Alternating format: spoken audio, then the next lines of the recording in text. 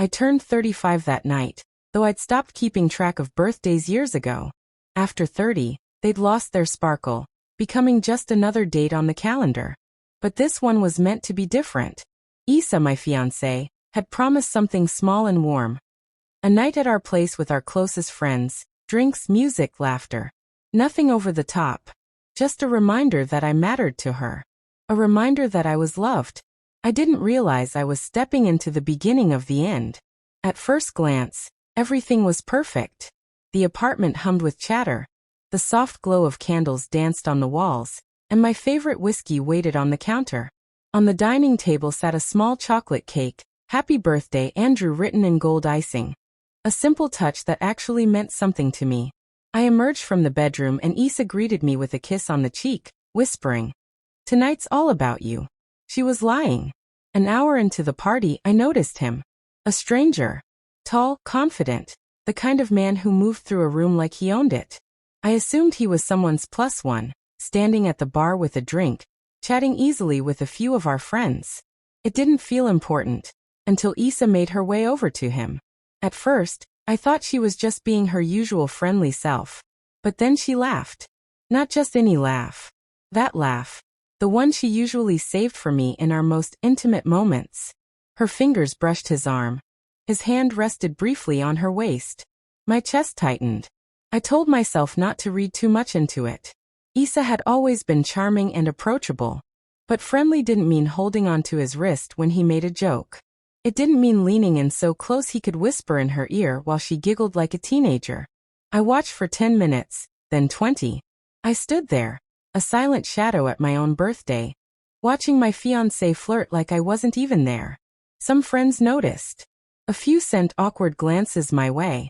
One came over and asked quietly, "You good, man?" I forced a smile and lied. Finally, I walked up behind her just as he said something that made her squeal with laughter, her hand landing squarely on his chest. In that moment, she felt like a stranger. She turned, saw me, and her smile faltered. "Oh hey babe, I was just..." "Who is he?" I asked, voice low but sharp. She blinked, fumbling. "Oh, this is Ryan. He's Zara's friend. Just got back from Bali. We were talking about his trip." "Ryan can go back to Bali," I said evenly, my words cutting through the music. The room seemed to pause.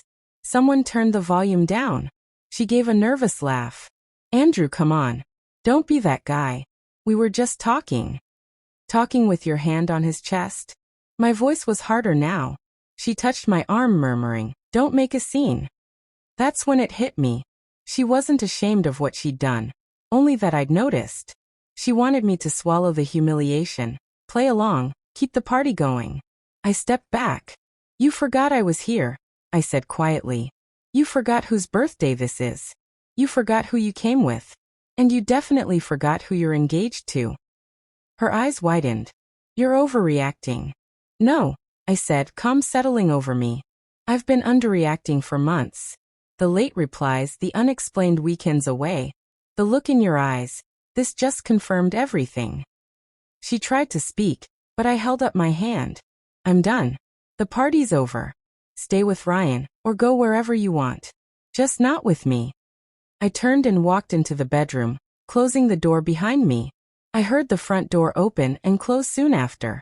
The laughter, the music, it all died instantly. She knocked once, called my name. I stayed silent. She left. I sat on the bed, staring into the quiet. 35 years old. And instead of starting a new chapter with her, I was ending one. No tears. No anger. Just a cold, clear understanding. By morning, she'd sent 17 messages, excuses blaming the alcohol, insisting nothing happened, claiming it meant nothing. But if it meant nothing, why do it on the one day that mattered most to me? I didn't reply. 2 days later, I packed her things, left them with a neighbor, and changed the locks. That night, Issa taught me something I won't forget. People don't always reveal themselves in words. Sometimes it's in the moments they think you're not watching. And when they do, you don't argue. You don't plead. You just leave.